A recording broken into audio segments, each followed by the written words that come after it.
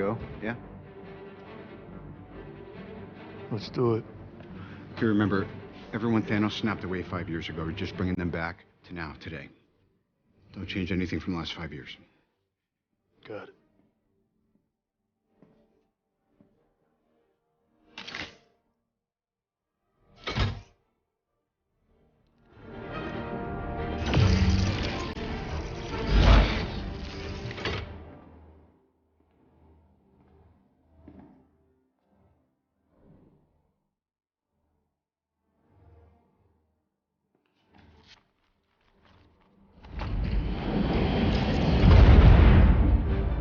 Everybody comes home.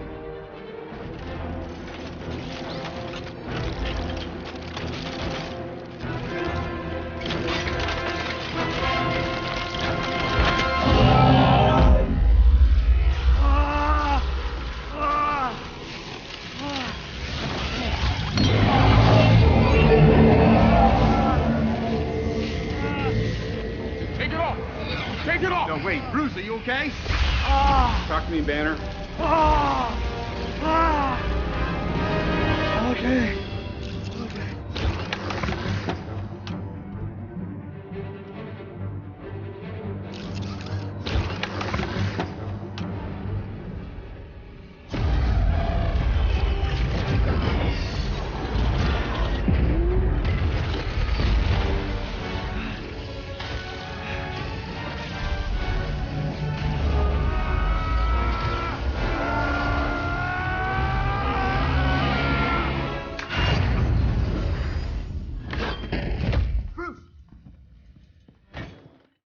Hey everybody, it's Charlie. This is going to be my video for the secret time travel Easter egg that was in Avengers Endgame that people have been talking about recently. I got a lot of requests in the last week. People have been talking about it. Someone on the Avengers mysteriously traveled to the year 2988 as per this console. This has the 3 different time vectors for the places through the quantum realm that the Avengers teams traveled to steal the Infinity Stones. It's a really small detail that's going to be a much bigger thing during Marvel Phase 4. The origin of the Easter egg is... So this will be my Young Avengers video about why the Russos are teasing this way off Marvel Phase 4, Marvel Phase 5. We're doing that Avengers Endgame Blu-ray giveaway. All you have to do to enter is be a subscriber and leave your best Marvel Phase 4 theory on the video. I believe the questions about this started on Reddit, where people were asking what this 2988 date meant. A lot of people thought that it might be a mistake that got left into the theatrical cut. Even though they spend hundreds of millions of dollars making these films, there's an army of people working on them. There's still stuff that falls through the cracks, so you'll still find little errors every once in a while in Marvel movies, either a technical error or an editing error where there's someone in the background of a shot doing something that they're not supposed to, and they just didn't remove it in post-production. But this 2988 and 2009 date both got left in on purpose. Also within this is the 2009 Easter egg, but that's not necessarily a Young Avengers Easter egg the way that the 2988 one is. During their commentaries recently, the Russos and the writers talked about the complicated process of how they came up with a lot of their time travel Easter eggs and plans. They always want to try and weave in as many Easter eggs as possible and set things up for Marvel Phase 4, Marvel Phase 5 future movies. They do that in every big Avengers movie, but they didn't want to be so on the nose about things that it would hurt their main goal of bookending the original 6 Avengers stories. That's why there was no traditional post-credit scene. There was sort of an Iron Man tag at the end credits, but it's not the type of post-credit scene you would expect from a Marvel movie. So the 2988 time travel plot started out when they were picking alternate versions of the teams, which Avengers would go to which time period. There were 3 different teams on this console. You can see the different vectors, quote-unquote, through the quantum realm. Vector 1 is May 2012. That's the release date of the first Avengers movie. That was Iron Man, Captain America, Hulk, and Ant-Man. Vector 2 is January 2988. That's Hawkeye, Black Widow, Nebula, and War Machine. Obviously, they did not go to 2988 as far as we saw. They went back to 2014. Vector 3 is November 2009. That was Thor and Rocket, but obviously they went back to Thor the Dark World. That was November 2013. Like I said, that's not necessarily a Young Avengers Easter egg, but it's just part of this larger story of how they changed a lot of the plot and what it was originally supposed to be. The 2988 was just an alternate version of events. They were going to send a team to a different time period, and it was actually going to be 2988 BC, not the future as a lot of people believe, because it doesn't have an AD or a BC here, so you're kind of left to wonder.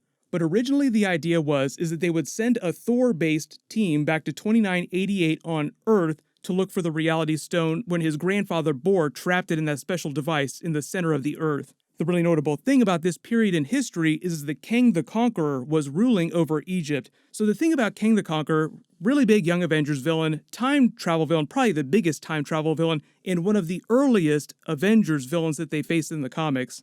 Fun fact though, he debuted during Fantastic Four number 19 as a character called Rama Tut, and then later comics sort of integrated that into his timeline. That was his previous persona when he was ruling over ancient Egypt during this period when the Avengers would have come back to look for the Reality Stone. He didn't become an Avengers villain till that next year in Avengers number 8, but back in the mid-60s, in that first run of Avengers, there were a lot of Kang time travel stories. So he's a huge deep-cut time travel Avengers villain. The Avengers are finally time traveling. What a great time to include an Easter egg for Kang the Conqueror and future Young Avengers time travel. What happened was they started to change who was on each team and then when they would go back to, and eventually they got to the idea that they would do Thor during Thor the Dark World, and because he's PTSD, thick Thor, they added the plot with his mother because the people that wrote Avengers Endgame also wrote Thor the Dark World, which is one of the lowest rated Marvel films, so they took that as an opportunity to sort of refresh the plot of that and retroactively make it a little bit cooler and fix some of those character arcs, particularly Thor's mother. But then you ask, if they changed the plot of the movie early on a couple different times, why didn't they then change the date on the console before the movie came out? Because that is a really small detail and really easy for them to fix in post-production. The answer is that it's all in service of setting up future jumping off points for Marvel Phase 4, Marvel Phase 5 movies, little things that they don't really address during the course of the movie, like you're talking Odin's Vault level Easter eggs. Things that you just brush past, and then later people start asking questions like, hey, wait a minute, why did we just see the Infinity Gauntlet in Odin's Vault at the beginning of Phase 1? But the Russos themselves aren't involved in the development of Marvel Phase 4 or Marvel Phase 5 films. They've talked about coming back to do a Wolverine film. They even talked about coming back to do an Avengers Secret Wars film. That was actually a fun clip. That was during Infinity War before they had all the Fox characters locked down. Been so focused on these movies, though, that we haven't been thinking beyond them. We'll say, though, that if that Fox deal goes through with Disney, there's a lot more characters to work with all of a sudden. Yeah. Be interesting to do something like Secret Wars. So the idea is they just leave this there for future movies, future directors, future writers to pick up on in any way that they want. Kevin Feige has already been very clear that they've talked about doing a Young Avengers project. They didn't say whether it would be a movie or whether it would be one of those Disney Plus series, but I've already done a couple videos about all the Young Avengers characters that they already have in the universe. You already have Cassie Lang's stature that they clearly set up because she's still going to be a teenager whenever they get to the plot of Ant-Man and the Wasp Part 3. You have Kate Bishop, you also have the Harley Keener, Iron Lad. He said that he really wants to come back and play Iron Lad. They've got Shuri, who's the exact same age as Spider-Man in the Marvel Cinematic Universe, and he's about 17 during the events of Spider-Man Far From Home. But as for when we might actually see a Young Avengers project, that would have to be during Marvel Phase 5 now, just based on the fact that they plotted all the movies and TV shows they're going to do during Marvel Phase 4. Spider-Man 3 is still a bit of a question mark. They're going to do it, it's just that Sony still wants to promote Spider-Man Far From Home. It's still in theaters, it just made over $1 billion, but they don't want people to stop talking about Far From Home, and that's exactly what's going to happen the minute they confirm Spider-Man 3. So just think Young Avengers sometime during Marvel Phase 5, and that could last longer than Marvel Phase 4. Marvel Phase 4 is only 2 years, but based on Kevin Feige's comments during the Comic-Con panel, he said more like the next 5 years, including Phase 4 and Phase 5, so it sounds like Phase 5 really will just be 3 years long. Everybody post your Young Avengers theories in the comments, and what'll happen is that Marvel D23 Phase 4 panel is happening next weekend. They're going to show off a couple trailers for the Marvel Phase 4 movies, and maybe, small chance, they talk a little bit about what's going on during Marvel Phase 5 with Fantastic Four, the X-Men, the Deadpool characters. Everybody click here for my breakdown of the Avengers What If Comic-Con trailer footage, and click here for the Boys Season 2 trailer video. Thank you so much for watching. Everybody stay awesome. I'll see you guys tonight.